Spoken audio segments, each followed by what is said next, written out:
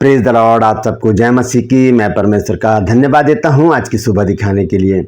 एक और दिन परमेश्वर ने हम सबको दिया है ताकि हम उसका गुणगान कर सके, उसकी तारीफ कर सके, उसकी बड़ाई कर सके। एक नया संदेश लेकर मैं आपका दोस्त पास्टर राजमेसी आपके सम्मुख उपस्थित हूं। और आज का संदेश जो है वो 2 नवंबर की एक डेट है जो क्रिश्चियंस के लिए, ईसाइयों के लिए बहुत महत्वपूर्ण है। इस दिन ज़्यादातर ईसाई लोग क्या करते हैं, कब्रिस्तान जाते हैं और वहाँ पर जो कब्रें हैं वहाँ पर बहुत सारा सामान रख कर आते हैं, मिठाई, शराबें और कपड़े तक रख कर आते हैं, खाना रख कर आते हैं, जिसे कहा जाता है मुर्दों की ईद। तो बाइबल इस विषय में क्या कहती है, ये हमें जानने की ज़रूरत है। अगर बाइबल में लिखा है कि हमें मुर्दों की ईद मनानी चाहिए तो हमें मनानी चाहिए, अगर नहीं लिखा तो हमें करना ही नहीं चाहिए। तो इस विषय पर आज बातचीत करेंगे। मैं पहले भी इस विषय पर 2 वीडियो बना चुका हूं, लेकिन आज मौका है तो मैंने सोचा ज़रूर, क्योंकि बहुत से लोग, नए लोग मेरे साथ जुड़े हैं, तो मैं चाहता हूं कि ये बात वहां तक पहुंचे। मैं आपसे गुजारिश भी करता हूं कि इस वीडियो को आप शेयर ज़रूर कीजिएगा, क्योंकि कल 2 नवंबर है और हो सकता है कि बहुत से लोग आज का वचन सुनकर सजग हो जाएं, सतर्क हो जाएं, क्योंकि जो बात बाइबल में लिखी ही नहीं वो हमें करनी ही नहीं है। Praise the Lord. तो बने रहिएगा मेरे साथ, शुरू से लेकर अंत तक पूरा संदेश सुनिए और इसे शेयर भी कीजिए। ट्रू पल्स में आज का सवाल है, बाइबल में एक करेंसी का जिक्र है जिसे कहते हैं दिनार। दिनार की वैल्यू क्या है? अगर आप जानते हैं तो कमेंट्स में लिख दीजिए, नहीं तो डिस्क्रिप्शन में आपको इस सवाल का जवाब मिल जाएगा। मैं आपको बता दूं, मत्ती रचित सुसमाचार में इसका जवाब है। दिल्ली में हमारा बाइबल कॉलेज है जिसका नाम है word of truth Bible college. उसका नया बैच शुरू होने वाला है। पत्राचार कोर्स है, कॉरेस्पॉन्डेंस कोर्स है, 12 महीने का कोर्स है, 1 साल का कोर्स है।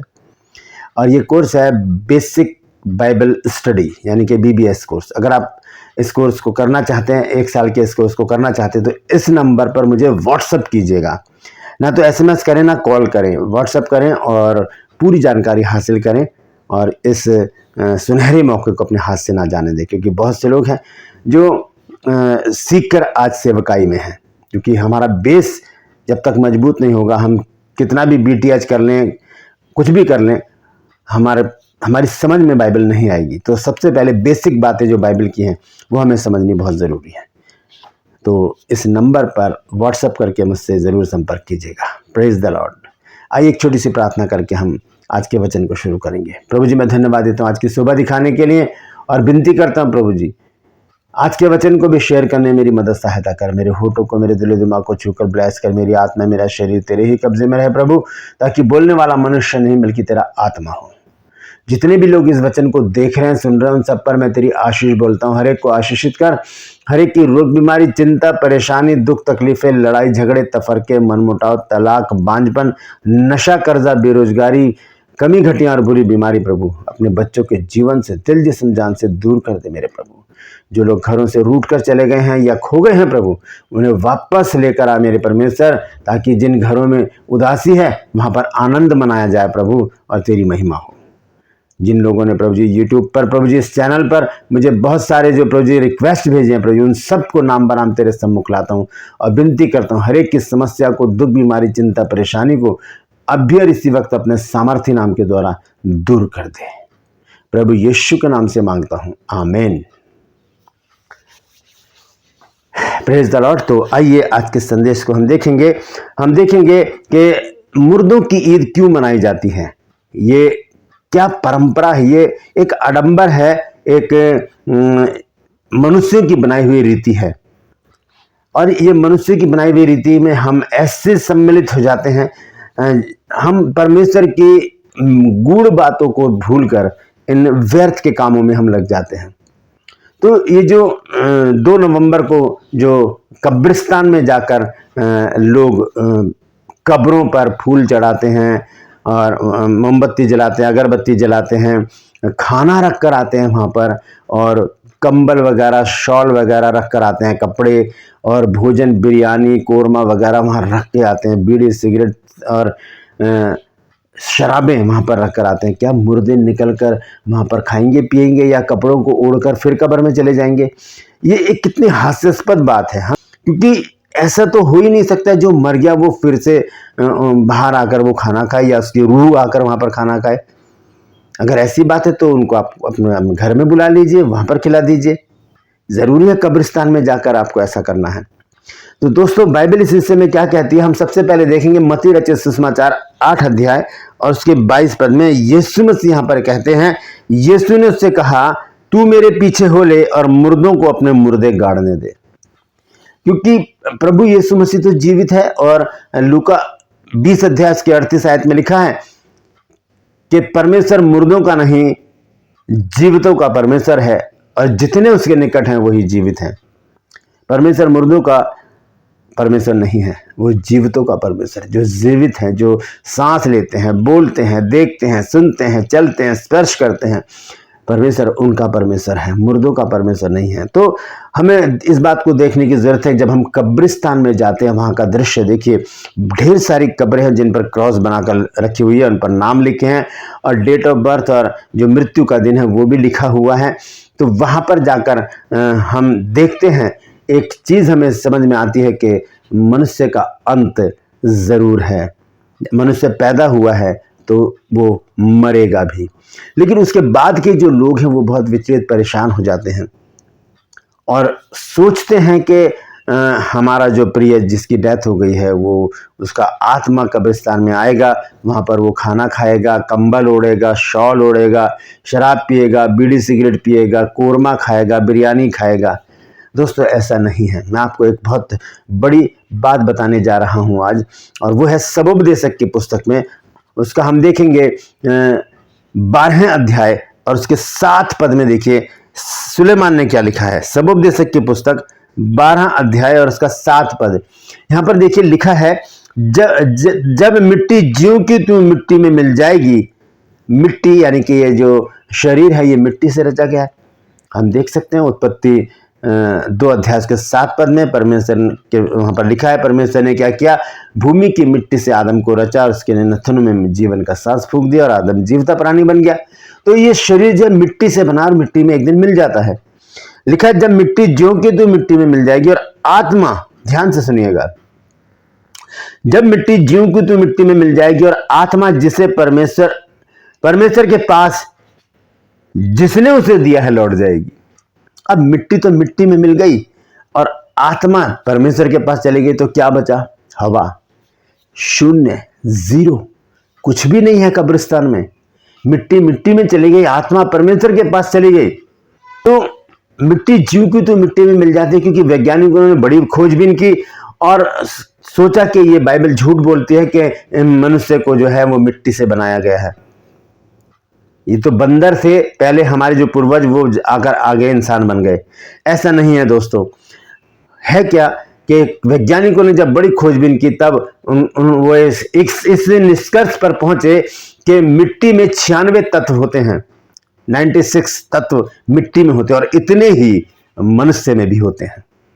तो ये सिमिलैरिटी है, ये संयोग नहीं है, ये सच्चाई है कि मनुष्य को परमेश्वर ने मिट्टी से बनाया है। और लिखा है कि मिट्टी जीव की तो मिट्टी में मिल जाएगी और आत्मा जिसे परमेश्वर ने दिया है वो परमेश्वर के पास लौट जाएगी। तो बचा क्या दोस्तों? कब्रिस्तान में क्या है?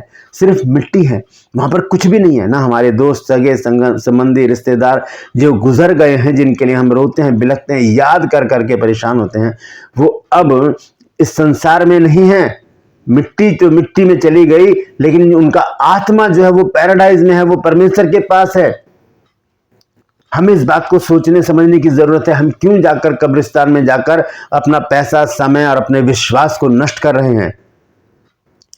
तो आगे चलकर मैं आपको बताना चाहता हूं, पहला थिस्सलुनीक को जब हम देखते हैं 4 अध्याय, यहां पर सारी बात खोलकर संत पौलुस ने बताई है। पहला थिस्सलुनीक को 4 अध्याय के 13 पद से जब हम पढ़ते हैं तो देखिए यहां पर क्या लिखा है। लिखा है, हे भाइयों, हम नहीं चाहते कि तुम उनके विषय में जो सोते हैं मतलब जो मर गए हैं, जो गुजर गए हैं, जिनकी डेथ हो गई है, उनके विषय में लिखा है, हे भाइयों, हम नहीं चाहते कि तुम उनके विषय में जो सोते हैं अज्ञान रहो। यहां पर कुछ बताना चाहते हैं संत पौलुस के, जो लोग गुजर गए हैं उनके विषय में अज्ञानी मत बनो। कुछ भेद की बात यहां पर बताना चाहते हैं संत पौलुस। अगर ये बात हमारी समझ में आ गई तो हम कभी भी 2 नवंबर को कब्रिस्तान में ईद मन नहीं जाएंगे मुर्दों की। तो लिखा है, हे भाइयों, हम नहीं चाहते कि तुम उनके विषय में जो सोते हैं अज्ञान रहो। ऐसा ना हो कि तुम औरों की ना शोक करो जिन्हें आशा नहीं। हमें आशा है ना, क्योंकि हम प्रभु में हैं। क्योंकि प्रभु में जो लोग होते हैं उन्हें पता है कि मरने के बाद एक जीवन और है, और वो है अनंत जीवन। हम प्रभु के साथ रहेंगे, लेकिन उसके लायक हमें अपने जीवन को व्यतीत करना होगा। देखिए 14वें पद में क्या लिखा है, क्योंकि यदि हम प्रतीति करते हैं कि यीशु मरा। अगर हम विश्वास करते हैं कि यीशु मसीह मरे, कैसे विश्वास करते हैं हम, इसको कैसे प्रूव करेंगे कि यीशु मसीह मरे? दोस्तों, क्योंकि हम गुड फ्राइडे सेलिब्रेट करते हैं, मनाते हैं उसको। एक खुशी का दिन है हमारे लिए, क्योंकि यीशु मसीह के मरने से ही मुझे और आपको जीवन मिला है। लिखा है कि क्योंकि यदि हम प्रतीति करते हैं कि यीशु मरा और जी भी उठा, ये भी हम मानते हैं, क्योंकि हम रिजरेक्शन डे बनाते हैं, यीशु मसीह के जी उठने का तीसरा दिन, संडे, जिसे ईस्टर संडे भी कहा जाता है, और जी उठा। तो वैसे ही, ध्यान से सुनिए अब क्या लिखा है, 4 पद, क्योंकि यदि हम प्रतीति करते हैं यानी कि विश्वास करते हैं कि यीशु मरा और जी भी उठा, यीशु मसीह मरे, गुड फ्राइडे के दिन, रिजरेक्शन डे के दिन जी उठे, ये हम मानते हैं, ये हमारा विश्वास है, इसीलिए हम इन दोनों त्योहारों में सम्मिलित होते हैं और इन्हें मनाते हैं। और जी भी उठा, तो वैसे ही परमेश्वर उन्हें भी जो यीशु में सो गए हैं उसी के साथ लेकर आएगा। उसी के साथ, किसके साथ? यीशु मसीह के साथ। यीशु मसीह के साथ वो गुजरे हुए लोग आएंगे। जब यीशु मसीह अपनी आमद में, अपने आगमन में, दूसरे आगमन पर जब आएंगे यीशु मसीह, तो जो हमारे अजीज हैं, हमारे रिश्तेदार हैं, हमारे घर के लोग हैं जो गुजर गए हैं, वो यीशु मसीह के साथ आएंगे। यहाँ ये बात पौलुस ने खोलकर बताई है।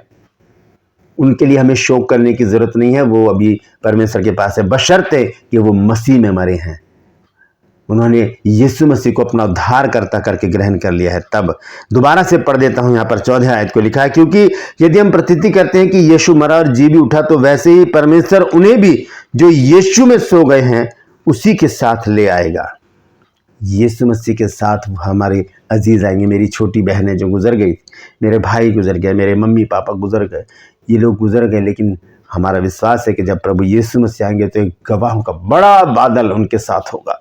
बहुत सारे लोग जब आएंगे यीशु मसीह के साथ, तो हम अपने अजीज़ों को रूबरू देखेंगे जो अभी नहीं है हमारे साथ, लेकिन दूसरा जो जीवन होगा उसमें हम उनके साथ रहेंगे, प्रभु के साथ रहेंगे।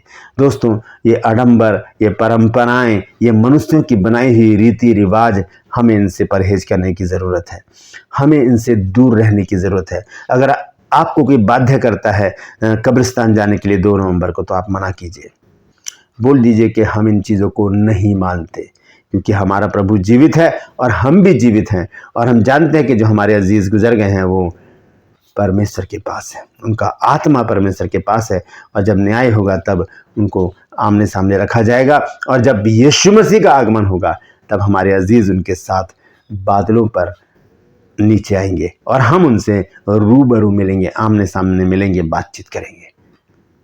दोस्तों, सतर्क हो जाइए, सावधान हो जाइए, क्योंकि जो बात बाइबल में नहीं लिखी वो मेरे और आपके लिए है ही नहीं। हमें उन बातों को करना ही नहीं है, हमें उन बातों को इग्नोर करना है, निग्लेक्ट करना है, दूर करना है, बच के रहना है, परहेज करना है उन बातों से। क्योंकि अगर हम ऐसा करेंगे तो हम परमेश्वर को रिस दिलाएंगे कि परमेश्वर ने कहा, यीशु मसीह ने कहा कि मुर्दों को अपने मुर्दे गाड़ने दे, तू मेरे पीछे बोले। Praise the Lord. परमेश्वर इन वचनों के द्वारा हम सबको आशीष दे। यदि आज आपने कुछ नया सीखा है तो कमेंट्स में ज़रूर लिखिएगा, और मैं आपसे गुजारिश करता हूं कि इस वचन को ज़रूर शेयर कीजिए, दूर तक पहुंचाइए, वायरल कीजिए आज वीडियो को, क्योंकि कल 2 नवंबर है और बहुत से लोग कब्रिस्तान ज़रूर जाएंगे। तो वो सतर्क हो जाएं कि ये बात गलत है, ये एक आडंबर है, परंपरा है, मनुष्यों की बनाई हुई रीति है, हमें इनसे बचना चाहिए। अगर हम ऐसा करेंगे तो हम परमेश्वर को रिस दिलाएंगे। Praise the Lord. True pulse में आज का सवाल है कि एक करेंसी है बाइबल में जिसको कहा गया दिनार, इसकी वैल्यू क्या है? अगर आप जानते हैं तो कमेंट्स में लिखिए, नहीं तो डिस्क्रिप्शन में आपको इस सवाल का जवाब मिल जाएगा। Praise the Lord. इस नंबर पर मैसेज कीजिए, व्हाट्सएप मैसेज कीजिए, SMS मत कीजिएगा, ना आप कॉल कीजिएगा, सिर्फ व्हाट्सएप मैसेज कीजिए और लिखिए कि मुझे BBS कोर्स करना है, आपको पूरी जानकारी दी जाएगी। Praise the Lord. आपसे गुजारिश करता हूं मेरे इन चैनल्स को सब्सक्राइब कीजिए, बेल आइकन को दबाइए ताकि नोटिफिकेशन आपके पास पहुंचे, नया वीडियो नई जानकारी बिना रुकावट के, बिना व्यवधान के आपके पास पहुंच जाए। मेरे वीडियोस को लाइक कीजिए, शेयर कीजिए और कमेंट्स बॉक्स में आकर मुझसे ज़रूर बातचीत कीजिए। आज के इस वीडियो को भी लाइक कीजिए और इसे शेयर ज़रूर कीजिएगा। Praise the Lord. आज के लिए बस इतना ही, फिर मिलूंगा एक नए संदेश के साथ, एक नया वीडियो लेकर। तब तक के लिए मुझे इजाज़त दीजिए, लेकिन अपना और अपनों का ख्याल रखिए और याद रखिए कल 2 नवंबर है, आपको कहीं नहीं जाना, घर में बैठकर परमेश्वर से प्रार्थना करनी है कि प्रभु हमें रास्ता दिखा ताकि हम सत्य पर चल सके। Praise the Lord. परमेश्वर आप सबको आशीष दे।